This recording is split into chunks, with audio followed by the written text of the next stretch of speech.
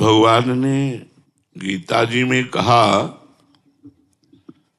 अनित्यम सुखम लोको मिमं प्राप भजस्व माम। माया के छलावे में, अनित्य भोगों में, दिखावटी सुखों में समय नष्ट मत करो। भगवान कह रहे हैं, प्राप्य भजस्व माम। इस लोक में जो तुम्हें मनुष्य शरीर मिला है, ये भजन के लिए मिला है। कोई बिरला ही विवेकवान ये समझ पाता है कि भजन के लिए हमें मनुष्य शरीर मिला है। हम लोग क्या है, जब अपने से आगे वाले को देखते हैं कार में, विशेष सुविधाओं में, विशेष धनी, तो ऐसा लगता है कि ये सुखी है। हमें एक भ्रम बना रहता है। अपनी पत्नी, अपने धन, अपने मकान, अपने पुत्र, अपना ज्ञान, इससे हम संतुष्ट नहीं रहते। हम दूसरों की पत्नी, दूसरों के धन, दूसरों का मकान, दूसरों की सुविधा, दूसरों का बुद्धिमानी, भले वो बेईमानी से कमा रहा है, हमारे अंदर ये रहता है, ये सुखी है। लेकिन आपको सच्ची कहते हैं, सुख किसमें? भगवान की सर। इसीलिए न पारमेष्ठ्यम न महेंद्रधिष्ण्यम। पारमेष्ठ्यम बहुत बड़ा पद होता है ब्रह्मा जी का। न सार्वभौमम, सार्वभौम ब्रह्मा का पद पारमेष्ठी से लेकर के बहुत छोटा है। सार्वभौम मृत्युलोक का है, इंद्रलोक, ये सब नहीं। मतलब क्या भगवान में सुख है कि बड़े बड़े पद, बड़ी बड़ी भोग सामग्री, बड़ा ऐश्वर्य, ये सब छूट जाता है। लेकिन हम लोग अपने मन में, हमारे बगल वाला हमसे ज्यादा सुखी है, अमुक सुखी है, अगर मेरे पास इतना धन हो तो मैं सुखी हो जाऊं। 100 की सोचता है, फिर 1000 में पहुंचता है, फिर लाख में पहुंचता है, फिर करोड़ों में पहुंचता है, फिर अरबों में पहुंचता है। वो बढ़ता चला जाता है। माया का कार्य है मांग को बढ़ाना, भक्ति का कार्य है मांग को मिटा देना। जब माया में आप रहेंगे तो आपकी कामनाएं बढ़ती रहेंगी, ये हो जाए, ये हो जाए, ये हो जाए। और जब भक्ति होगी तो ये होगा, जोई जोई प्यारो करे सोई मोहि भावे। प्यारे जो करेंगे वो बहुत अच्छा करेंगे, बहुत अच्छा करेंगे, विश्वास करो। तो भगवान कह रहे हैं, अनित्यम सुखम लोको मिमम प्राप्य भजस्व माम। इस संसार में अनित्य सुखों का त्याग करके जो मेरा भजन करते हैं वही परमानंद को प्राप्त होते, भजस्व माम। लेकिन मन जो है वो हमारा साथ नहीं दे रहा, हमारी बुद्धि हमारा साथ नहीं दे रही। शरीर को ही मैं मानकर, भोगों को सत्य मानकर भगवान का विस्मरण किए हुए, भजन को छोड़े हुए लोग आशीर्वाद मांगते हैं संतों से। कोई कोई तो जबरदस्ती हाथ पकड़ के अपने ऊपर धरवाना चाहते हैं। इससे कुछ नहीं होता। यदि आप भजन नहीं करोगे, इस लोक में कोई आपको सुखी नहीं कर सकता। आप लिख लो, कागज में लिख लो, चाहे दिमाग में लिख लो, हमारी बात मान लो। भजन स्वयं करोगे तो आपके सारे पाप नष्ट होंगे, दुख नष्ट होंगे, विपत्ति नष्ट होंगे। इसलिए स्वयं को भजन करना होगा, अपना उद्धार स्वयं करना होगा। कोई किसी का उद्धार नहीं कर सकता।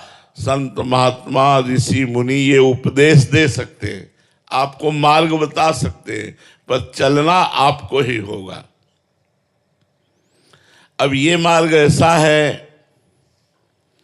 कि अब आपको हम समझाना चाहते हैं कि भगवान में बहुत सुख है, पर हमारे पास शब्द नहीं कि कैसे बताऊं कि आप लुभायमान हो जाएं और संसार के भोगों की तरफ से मन हटाकर भगवान का नाम जप करने लगे।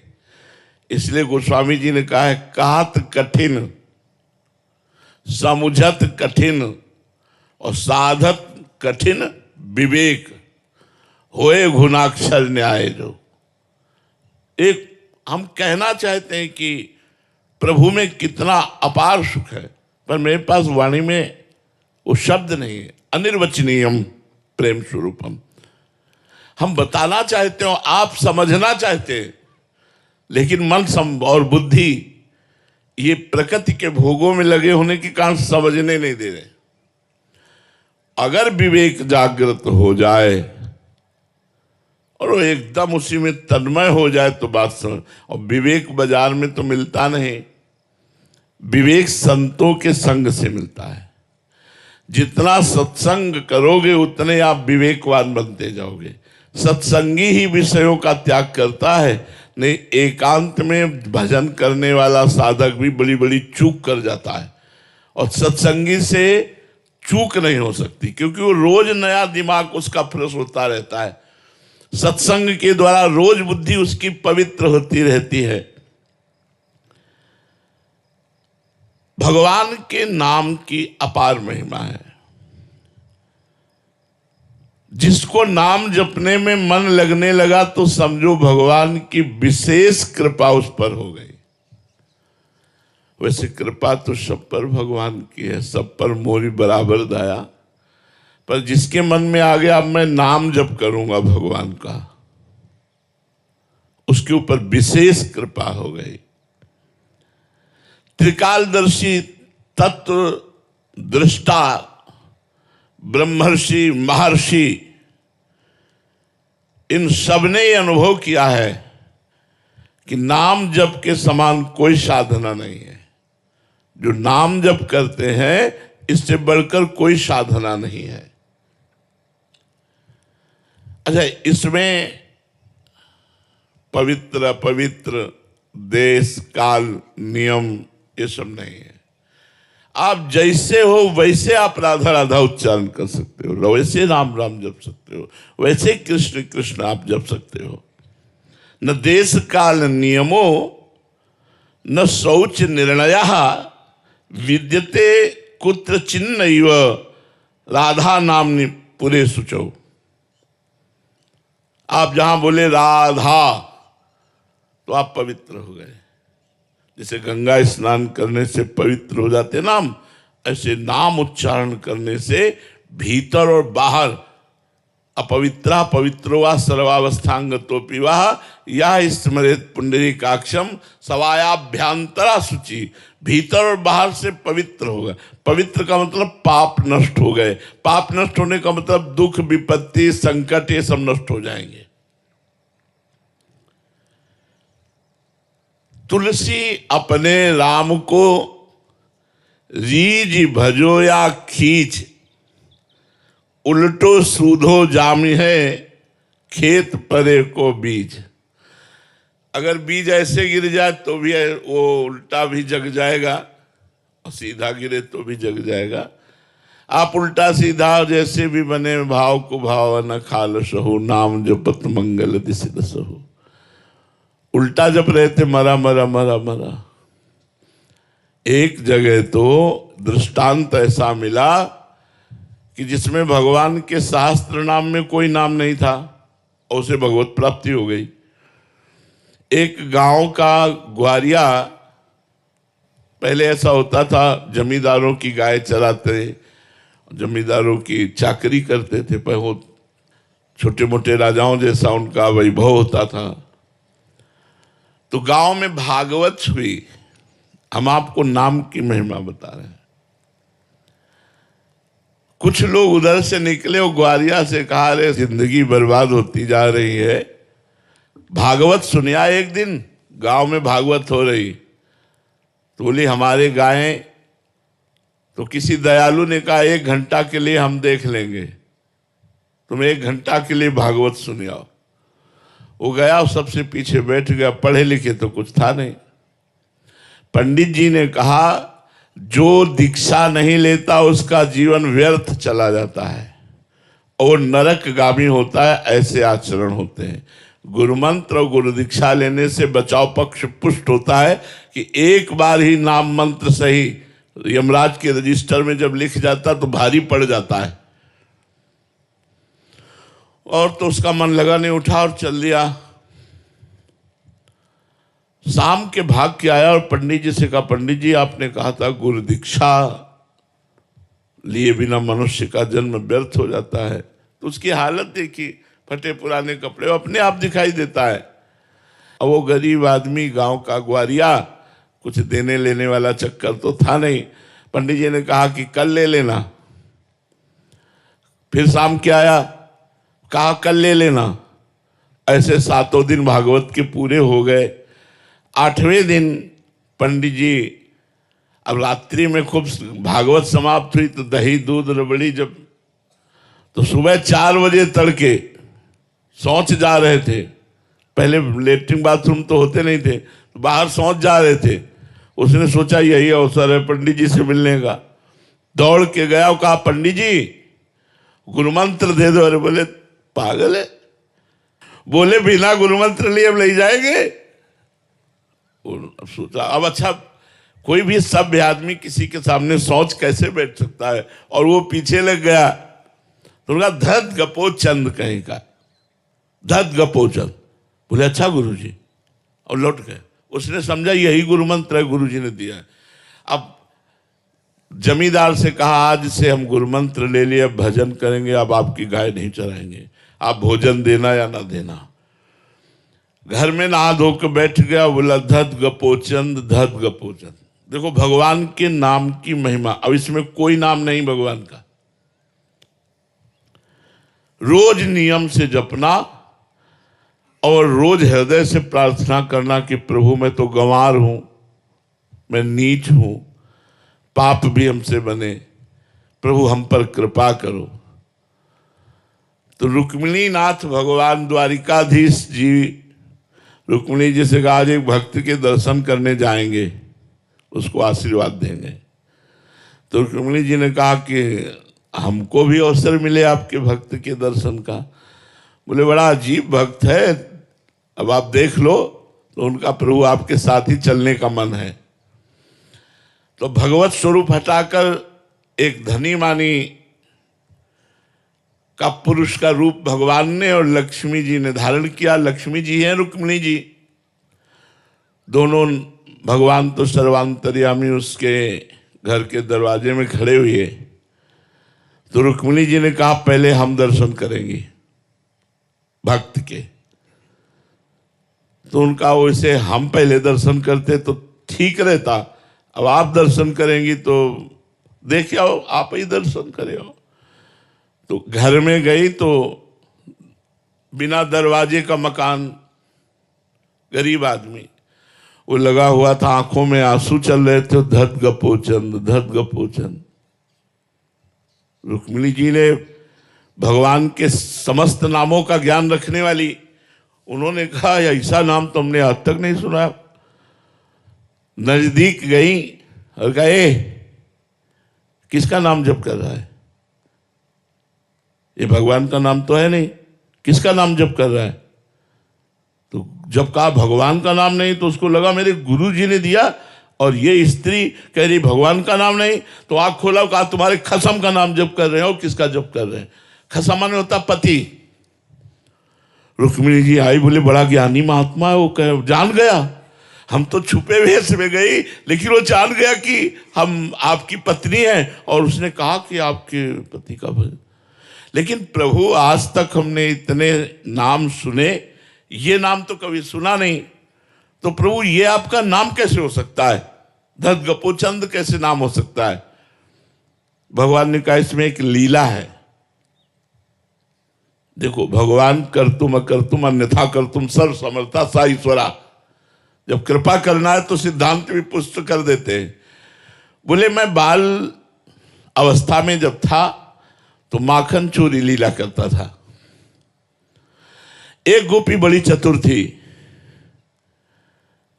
उसने अपना जो माट था माखन का वो बहुत ऊंचे में टांग दिया था।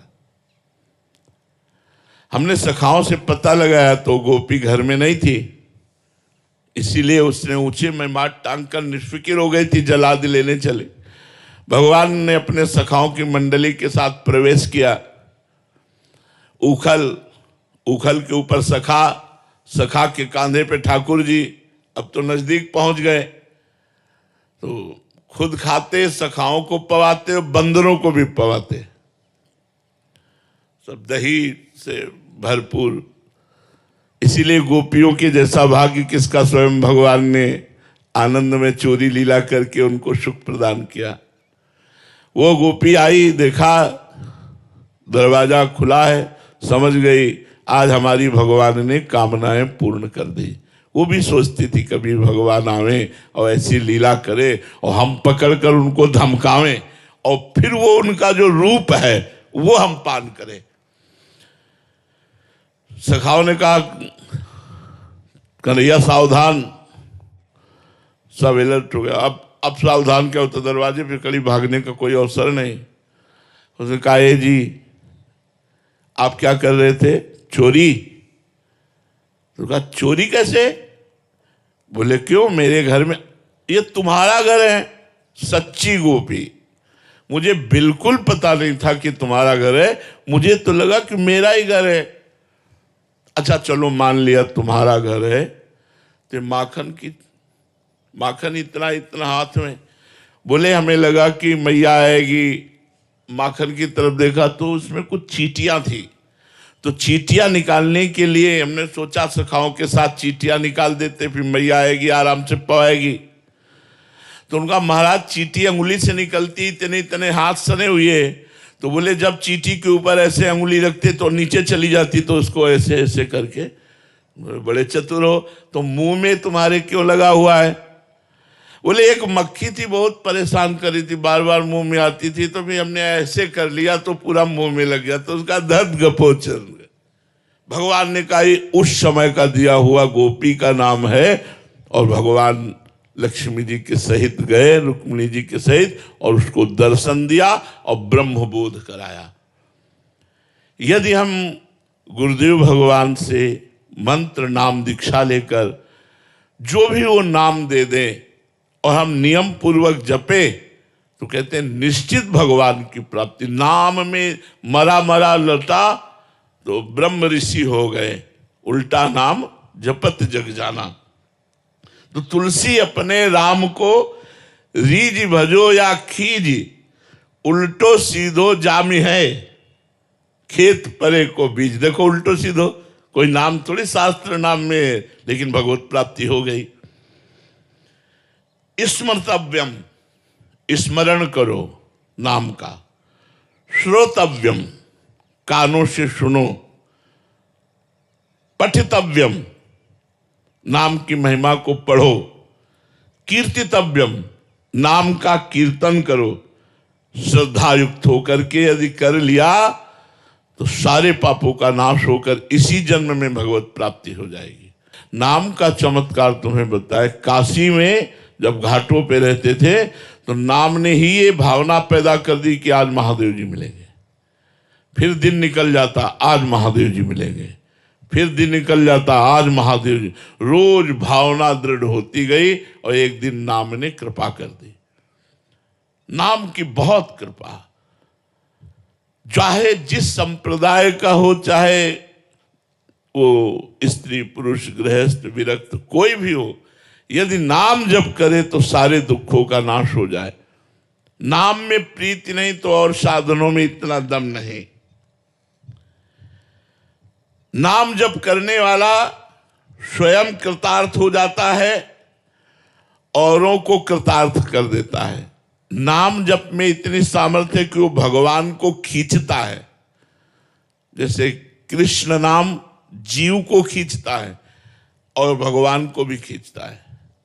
आप नाम जप कर रहे हैं जितना, उतने भगवान आपकी तरफ दृष्टि कर रहे हैं, आकर्षित हो रहे हैं, कृपा कर रहे हैं। आकृष्टा कृत चेतसाम स्महता मुच्चाटनम चांगहसा मां चांडाल ममूक लोक सुलभो वश्यम च मुक्ति स्त्रिया। नो दीक्षाम न च दक्षिणाम न च पुरश्चर्या मनागीक्षते मंत्रोयम रसना स्पृशेव फलति श्री राधा नामात्मका। यदि आप राधा राधा उच्चारण करते हैं परंतु आपने दीक्षा नहीं ली तो यही दीक्षा हो गई। जो सुन रहे हो ना कि राधा राधा जपो, ये दीक्षा हो गई। तो कह रहे हैं आकृष्टाकृत चेतसाम, आपके चित्त को जो विषय आकर्षण कर रहे हैं वो नहीं कर पाएंगे और प्रभु की तरफ आकर्षित हो जाएगा आपका चित्त। आप चाहे चांडालवत आचरण करने वाले हो, मां चांडाल ममुक, बिल्कुल नीच आचरण करने वाले हो और राधा राधा राधा नाम जप कर रहे हैं, वो आपके चित्त को आकृष्ट करके भगवान के चरणों में पहुंचा देगा। वश्यम च मुक्ति स्त्रिया, मुक्ति उसके वश में ऐसे हो जाएगी जैसे पतिव्रता पत्नी अपने पति में आसक्त हो जाती है। मतलब मुक्ति उसके पीछे ढूलेगी जो नाम जप कर रहा है, लेकिन निरंतर। नो दीक्षाम, मत दीक्षा लो, न च दक्षिणाम, कोई दान मत करो, दक्षिणा मत दो, न च पुरश्चर्याम, इसका कोई पुरस्चरण भी नहीं कि इतने लाख काम अनुष्ठान लेते हैं। बस रसना स्पर्शेव, तुम्हारी जिह्वा से स्पर्श होना चाहिए, राधा राधा राधा राधा, राम राम राम राम, कृष्ण कृष्ण कृष्ण, साम सदाशिव साम, परम मंगल हो जाएगा। इसलिए सबसे प्रार्थना है चलते फिरते उठते बैठते नाम जप कीजिए और कुछ समय एकांत में बैठकर नाम जप कीजिए।